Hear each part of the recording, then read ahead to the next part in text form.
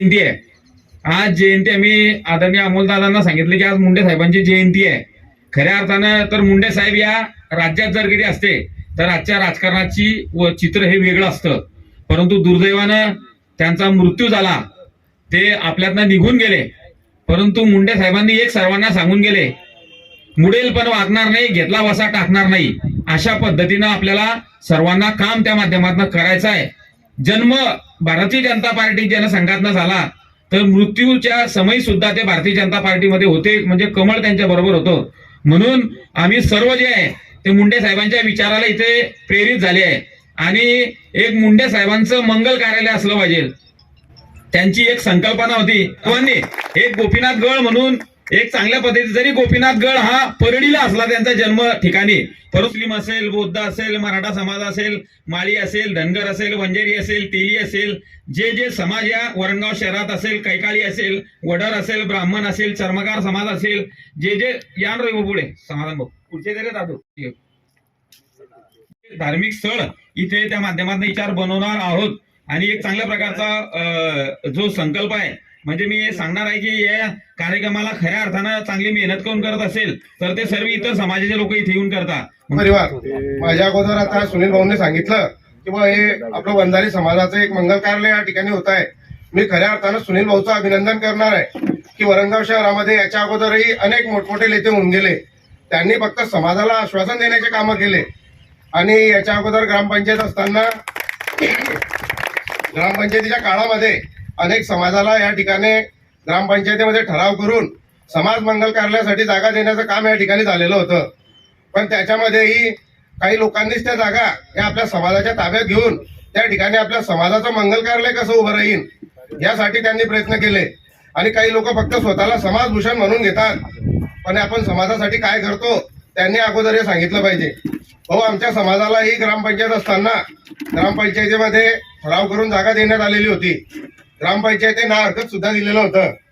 पण त्या काळामध्ये काय झालं पुढे त्याचा आम्हाला अजून काही समजलंच नाही. म्हणजे ते जागा कशामुळे कॅन्सल झाली, काय झाली, ती ताब्यात कशी नाही आली. आता फार मोठे लोक काम करत होते, त्याच्यामुळे माझ्यासारख्या लहान कार्यकर्त्यांनी या ठिकाणी बोलणं योग्य होणार नाही. आज मुंडे साहेबांच्या या जयंतीचा कार्यक्रम आहे. भारतीय जनता पार्टीला जर महाराष्ट्रामध्ये खऱ्या अर्थानं चांगले दिवस आले असतील तर ते मुंडे साहेबांच्या प्रयत्नांनी आलेले आहे. याच्या अगोदर भारतीय जनता पार्टीच्या विषयी सर्वसामान्य जनतेमध्ये असं एक मत होतं की हा पक्ष जर म्हटला तर शेठची आणि भटजीचा आहे, असं सर्वजण हे मोठ्या मोठ्याने त्या ठिकाणी सांगत होते. पण या महाराष्ट्रामध्ये बहुजनांना व सर्व समाजाला सोबत घेण्याचं काम जर कोणी केलं असेल तर ते मुंडे साहेबांनी केलं. मी मुंडे साहेबांचं खरोखर कार्य एवढं मोठं आहे की माझ्यासारख्या लहान कार्यकर्त्यांनी या ठिकाणी त्यांच्याविषयी काय काय बोलावं हाच एक विषय आहे. ते केंद्रामध्ये केंद्रीय ग्रामविकास मंत्री झाले आणि महाराष्ट्राला एक आशा होती की खऱ्या अर्थाने महाराष्ट्राचा तर चांगल्या प्रकारे विकास होणार आहे. पण नियतीला एक वेगळं काहीतरी मान्य होतं आणि त्यांचं त्या ठिकाणी एक दुःखद अपघाती निधन झालं. आणि महाराष्ट्राचा जो विषय होता तो कुठेतरी विकासाच्या बाबतीमध्ये मागे पडला. सुनील भाऊने खंत बोलून दाखवली की मुंडे साहेब जर असते तर आज राजकारणाची दिशा वेगळी झाली असती. खरोखर आहे भाऊ की ज्या लोकांनी भारतीय जनता पार्टी उभी केली त्यांनाही कुठेतरी डावलण्याचं काम होतं. आणि तो काही माझा बोलण्याचा अधिकार नाही, पण एक तुम्ही सांगितलं म्हणून मी त्याच्यावर मत माझं मांडतो. आणि आज आपण महाराष्ट्रामध्ये पाहतोय, महाराष्ट्रात देशामध्ये भारतीय जनता पार्टीची भरभराट झाली ती खऱ्या अर्थानं मुंडे साहेबांच्या प्रयत्नांनी झाली. मी मुंडे साहेबांच्या जयंतीनिमित्त तुम्ही मला या ठिकाणी बोलवलं आणि 2 शब्द बोलण्याची संधी दिली, त्याबद्दल मी तुमच्या सर्वांचे आभार मानतो. मुंडे साहेबांना जयंतीनिमित्त विनम्र अभिवादन करतो आणि माझे 2 शब्द समाप्त करतो. आज गोपीनाथ मुंडे साहेब यांची जयंतीनिमित्त मंचावर उपस्थित आदरणीय अमोल जावळे सर, ग्रामीण जिल्हा अध्यक्ष जळगाव, वरणगाव शहराचे माजी नगराध्यक्ष आणि आजच्या कार्यक्रमाचे आयोजक श्री सुनील काळे सर, आपण ज्या प्रकारे गोपीनाथ मुंडे साहेबांनी महाराष्ट्राच्या राजकारणामध्ये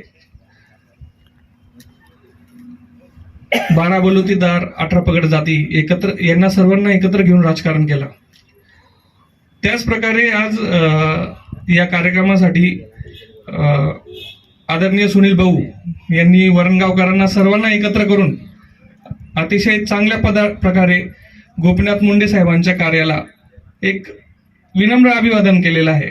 एक चांगला कार्यक्रम केलेला आहे. त्याबद्दल मी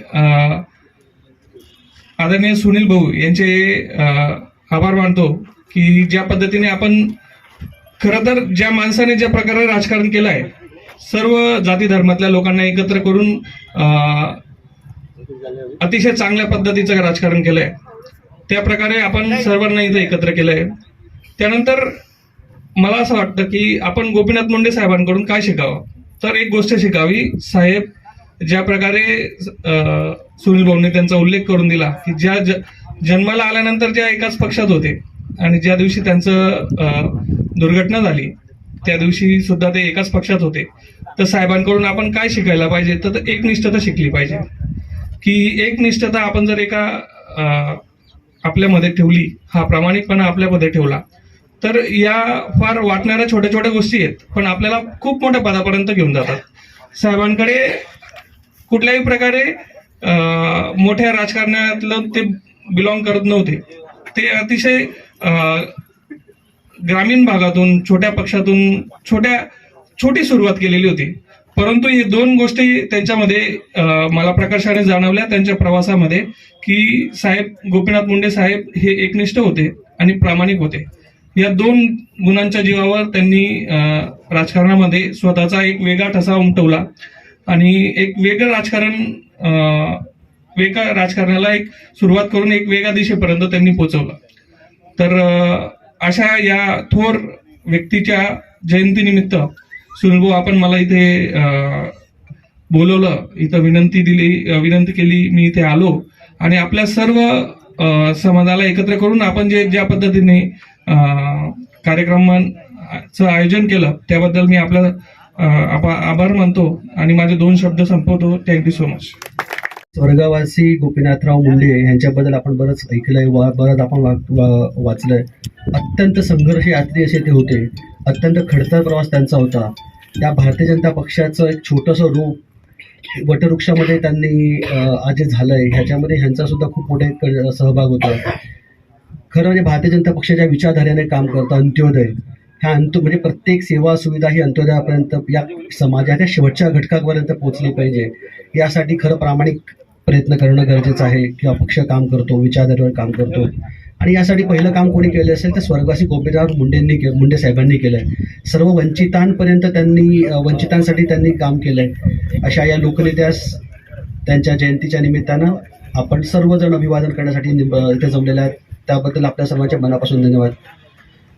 आता इथे आपण जमलोय, आपण एक छानसं एक सभागृह इथं बनणार आहे. श्री गोपीनाथराव मुंडेंच्या जयंतीनिमित्त एकच म्हणेल की अत्यंत संघर्षाच्या काळात ह्या माणसाने हा पक्ष उभा केला, खूप सहभाग घेतला, उभा केला. परंतु दुर्दैवाने ज्या वेळेला चांगले दिवस आले, सत्ता आली, त्यावेळेला ही व्यक्ती नाही आहे.